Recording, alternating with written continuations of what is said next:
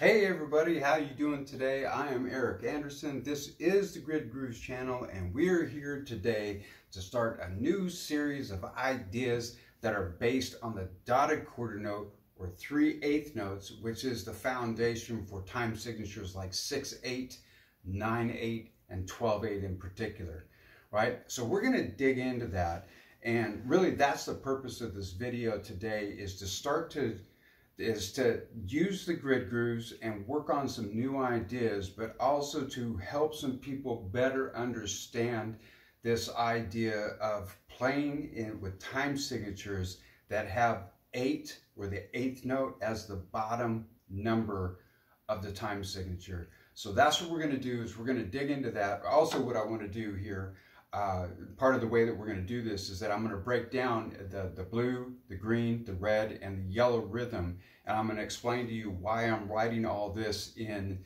16th notes instead of using what's more commonly done, which is to write everything in 8th notes, like either 8th note triplets or in 6/8 or 12/8. So here we go. Let's do this first. Let's talk about the time signature itself. So this next series of grid grooves that we're going to get into are always going to have the number 8 as the lower of the two numbers in the time signature. And why that's important is because that lower number, that bottom number, is telling you what type of note will be the foundation that every measure will be built on in a particular piece of music. So in this particular case, because the 8th note is that lower number, what that number is telling us is that the 8th note will also be the foundation that every single measure of this particular piece of music is going to be built on. What that upper number is telling us in the time signature is how many of those 8th notes are going to be used to build each measure and to make each measure complete. So what I'm going to be working in is actually 3/8, which means that each one of these beats that I'm going to be playing with and I'm going to be running through the grid is going to be built over 3/8 notes, right? So now when you add now another way of saying 3/8 notes, or another combination of notes that is 3/8 notes, is 6/16 notes. And this is very important because I'm actually going to be writing in 16th notes, but because we have 8, or the 8th note is the foundation that the measure is built on, we have to understand that we're going to count the 8th note instead of trying to say "and" like we're accustomed to saying in like 4/4 time and 3/4 time, where 4 is where the bottom 4 in that time signature is telling us that each measure is built on the quarter note. Well, now each measure is built on the 8th note, which means each measure is the count. So if we're playing in 3/8, and I'm going to do this with my cowbell throughout this video, my cowbell is always going to play on 1 only, so it's kind of marking out where the beginning of every measure is at. So it's just like that. So then the way that we would count the 8th notes in a 3/8 measure is just simply 1, 2, 3, 1, 2, 3, 1, 2, 3. Now the way that we count the 16th notes that are played in between each of these 8th notes is we're just going to call them "and." 1, 2, 3, 1, 2, 3, 1, 2, 3, add. Here we go. 1 and 2 and 3 and 1 and 2 and 3 and 1 and 2 and 3 and 1 and 2 and 3 and 1, 2, 3, 1, 2, 3, 1 and 2 and 3 and 1 and 2 and 3 and 1. And the reason we do that is because, remember, the 8th note, 1, 2, 3, this is the foundation that every measure is built on. So now then, to count the 16th notes is just 1 and 2 and 3 and 1 and 2 and 3 and if we were to do the 32nd notes, you would just count them, right? 1 and 2 and 3 and now the 32nd notes, 1 and a 2 and a 3 and 1 and a 2 and a 3 and a 1, right? So we're using the exact same methodology for counting in a time signature like 4/4, where the lower number 4 is telling us that every measure is built on quarter notes. But we're just taking that same approach to counting in quarter notes, and we're just applying that to this eighth note approach, where the eighth note is the foundation of the measure, so that's where every beat gets counted. And then the subdivisions from there would go from the eighth note to the 16th note, and then from the 16th note to the 32nd note. So the principle, the concept is identical, whether we're playing with quarter notes as the bottom number, as the foundation of every measure, or eighth notes. We still count the exact same way. It's just a question of what we're going to count. Okay, so hopefully that doesn't baffle you too much, and hopefully what I'm about to do here will help you better understand it. So again, the cowbell is always going to play just at the beginning of the measure on 1. The right hand is always going to be playing 1, 2, 3, 1, 2, 3. The left hand is going to play all the ands, 1 and 2 and 3 and 1 and 2 and 3 and, right? So if you just pay attention to where the right hand and the left hand is playing, and you pay close attention to where the accents land, now you can start to anticipate what's coming your way. So let's break down the blue rhythm, and you will see that in the blue rhythm, with the first accent is played by the right hand on 1, which is the first note of the measure. The other accent is played by the left hand on the and of 2. Right, so what you get is just, let me get all the 16th notes going. 1 and 2 and 3 and 1, 2, blue. 1 and 1 and 1 and 1 and stop. Now it's interesting because if you take this tempo up a little bit, it starts to sound very familiar. We've heard a ton of songs that are built on this rhythmic idea. 1.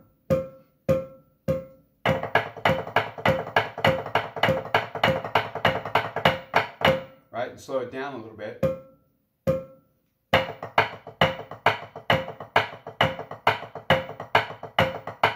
Slow it down a little bit more.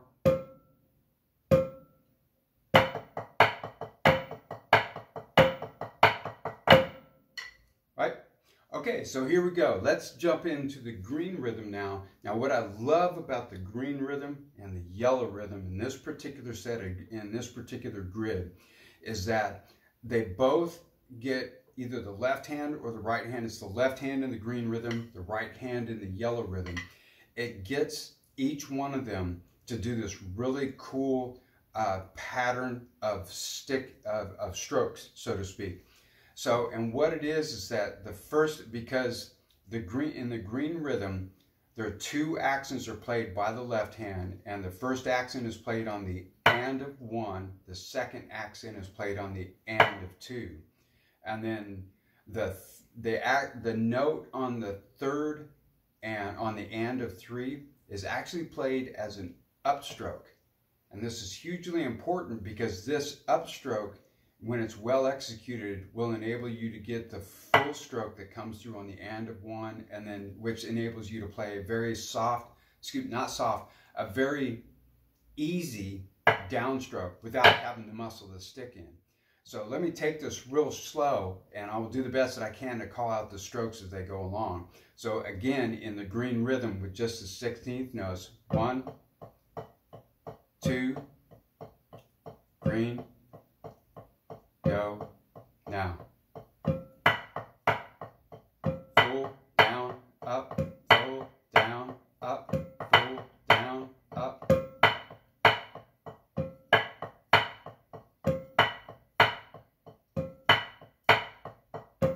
Now, unfortunately, I can't talk and play that well, but hopefully you could see, and if not, go back and review it again. Notice that I'm doing the best that I can on my upstroke to get it up as quick as possible, so it's really easy just to drop that downstroke into place, the full stroke into place.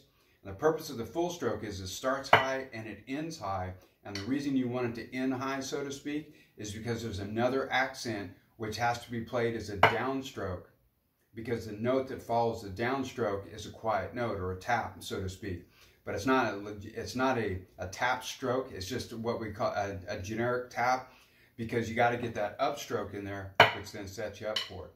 So now we go into the red rhythm, and this is kind of cool too. I found that this one is probably the most trickiest one for me.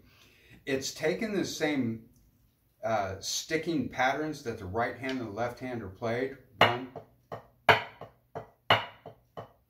but it's displacing the accent by pushing both the accents over by 1/16th note. So now when the measure starts, it's actually the left hand that plays its accent on the and of 1, and then the right hand plays its accent on beat 3. So what you get is this 1, 2, 3, 4, 5, 1 and 2, sorry, 1 and 2 and 3, and here we go. 1,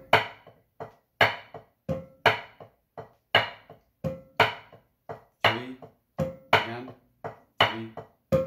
But just that little displacement of pushing both of those accents over 1/16th note to the right adds a very weird feel to it. That could throw you off for a little bit, which honestly that's a good thing because it's just going to push you to get better as you get comfortable throwing that in there. And then finally, we get into the yellow rhythm. So the yellow rhythm gets your right hand imitating the same motion or the same 3-note pattern that your left hand was playing in the green rhythm. The only difference is that all of the upstroke and the 2 taps all come on the beat, so to speak. So the upstroke is beat 1, the full stroke is beat 2, the downstroke is beat 3. So when you pay close attention to my right hand and see if you can pick out those 3 strokes. It's 1 and 2 and 3 and 1, ready, go. Up, full, down, up, full, down, up, full, down, up, full, down, stop. Right? It's a lot easier to call those out, to be honest with you, because you go through, I process all that mechanical stuff and it's right on the beat, so it makes it a lot easier. With the left hand, everything's off the beat, and my poor little brain is not quite syncopated enough to talk off the beat and play and keep playing on the beat. So this is what we're going to do now. Hopefully this stuff is making sense to you. So what I'm going to do is I'm going to wind my metronome down to 50 beats a minute, and I'm going to go through this grid one again, and I'm going to go to 55 and then finally to 60, which is the tempo that this grid was played at the beginning of this video. So here we go at 50 beats a minute. So 1, 2, here we go.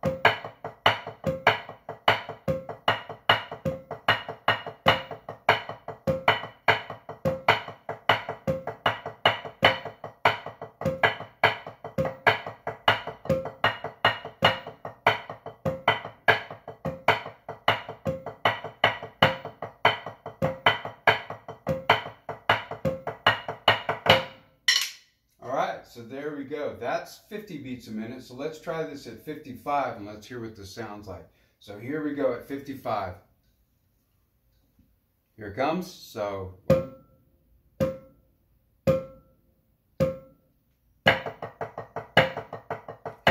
we go.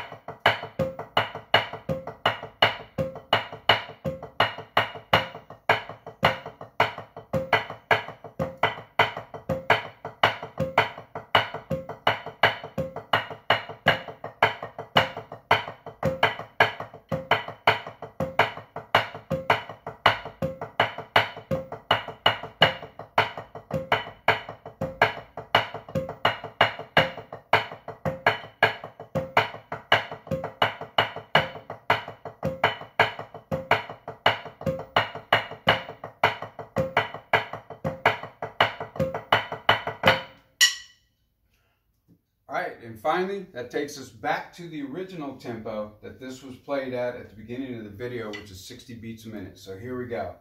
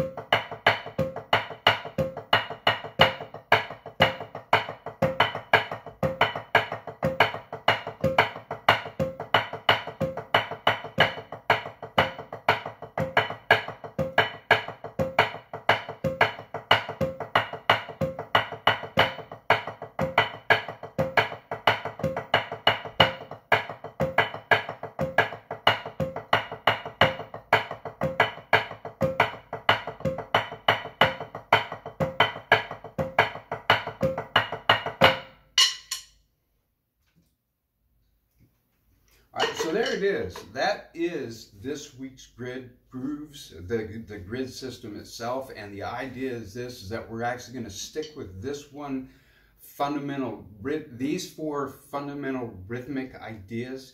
And we're going to explore a bunch of different ways to work with them on the practice pad, around the drum set, and in the context of the rhythms that we could play. And I'm really, really excited about this upcoming series for this one reason. It is amazing how I've found the grid so amazing in that it enables you to just take four rhythms and challenge yourself to come up with as many different creative ways that you can work with those rhythms by changing your ostinatos, by changing the orchestration of the accents and the taps around the drum set, like across the toms or across the cymbals, however you want to do it, or any combination that you want. Working on the practice pad, and I'm really looking forward to blowing up about 3 more ideas of how you can actually really grow your chops just by working on the grid, just on the practice pad alone. And I got to say this again because I say it a lot. You blow your chops up on a practice pad, virtually everything you learned here is going to immediately translate over to your drum set playing and how well you do, right?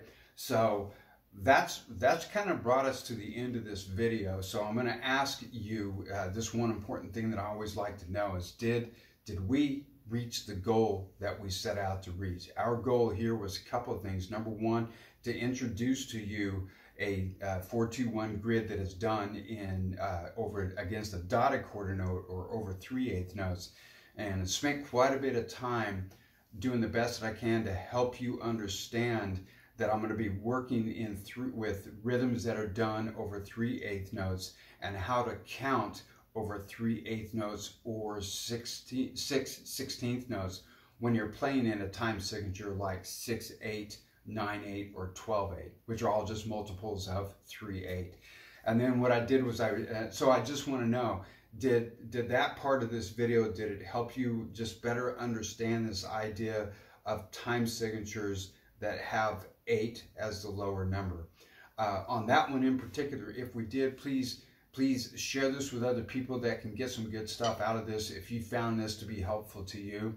Also, definitely give us a like and give us a subscribe and all that other kind of cool stuff. Well, because we appreciate it, to be very candid with you. Also, there's that little bell thingy that if you hit that switch, you can become aware of when the next Grid Grooves video post, if this is something that you're interested in following. But folks, if we didn't hit the mark as far as the time signatures are concerned, then please ask your questions, share your comments, let us know where we fell short, where we failed to hit the mark. Because ultimately the goal is we want to get you good information that you can use as you continue forward in the world of drums, right? And then along with that, then we finally just broke down the whole grid system itself, right? The blue rhythm, the green rhythm, the red rhythm, the yellow rhythm, and specific hand stick techniques that are required, especially in the green rhythm and the yellow rhythm, because it kind of introduces it brings in the full stroke, so you kind of have to take a look at that and be mindful of that, I guess is the best way to put it. That's it. we are done for this week. I'm very excited about the upcoming videos because this is going to be a very, very fun, very deep dive. Like I'm talking, I want to go to like hole crush depth with just these 4 rhythms in the grid and find as many creative ways that we can work them in the context of our drumming. And one last thing and then I'll get out. The idea is this: I'm going to go deep into these 4 rhythms, but please do not misunderstand and think that it can only work with these 4 rhythms. This is a systematic way for you to apply any 4 rhythms and work with any 4 rhythms you want to work with and test these ideas that I'm sharing with you and see how it blows your playing up. So I just use this one because it's fairly easy to execute. It does offer its challenges. It does push you to focus on a few technique related things, but ultimately, folks, it's not just about these 4 rhythms, but the application of using this grid system and applying it to our chops, applying it to our fills, applying it to our rhythms and beats, and virtually anything else that you can think of. So with all that being said, I'm out of here for the day. I'm very, very excited about this video and definitely excited about the ones that are coming up in the future. So that's it, my friends. We're out. Bye-bye.